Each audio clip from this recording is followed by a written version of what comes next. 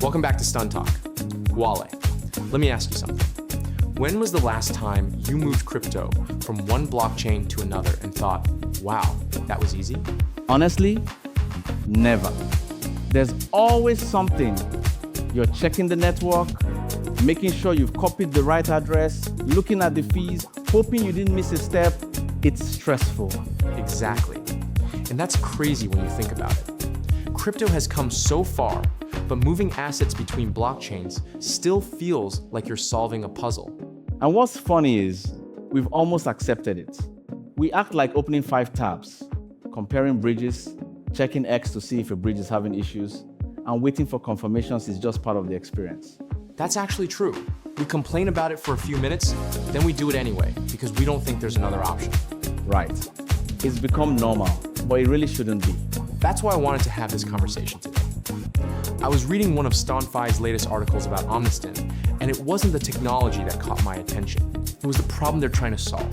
They're basically asking, why should moving assets across chains still be this complicated? I read that too, and I had the same thoughts. People hear cross-chain and immediately think it's just another feature. But the real story isn't the feature, it's the user experience. Exactly. Let's be honest, Wale. Most users don't wake up thinking, I can't wait to use a bridge today. Nobody has ever said that. Never. People don't care about bridges. They care about getting their funds where they need them. That's the key. If I have USDC on base and I need USDT on TON, I don't really care how it happens. I just want it to happen safely, quickly, and without giving me a headache. That's how every normal user thinks. The technology should work for you, not the other way around. Let's talk about what usually happens today. Say I have funds on one chain and I need them somewhere else. First, I have to figure out which bridge to use. Then you start asking yourself questions. Is this bridge safe? Has it been hacked before? Are the fees reasonable? How long is this going to take?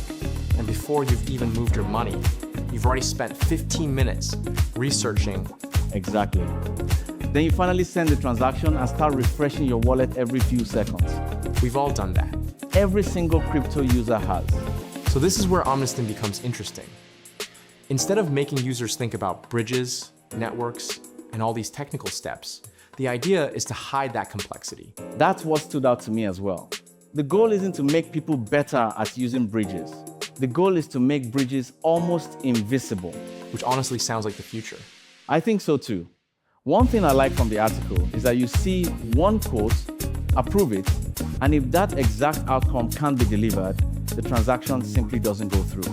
Your funds don't end up stuck halfway. That's actually a big deal, because one of the biggest fears people have with cross-chain transactions is wondering what's happening while their money is somewhere in the middle. Exactly. Omniston uses what's called atomic execution. The simple way to think about it is either everything completes as expected or nothing happens at all. There's no awkward middle ground where you're hoping everything finishes correctly. And another thing that caught my attention was the fact that it doesn't rely on wrapped tokens for these swaps. That's important because wrapped assets often confuse beginners. Someone thinks they're holding one asset, but they're actually holding a wrapped version of it. Keeping things simpler is always a win, in my opinion. Another thing I noticed is the speed. According to the article, once the quote is accepted, settlements can happen in around 15 to 40 seconds.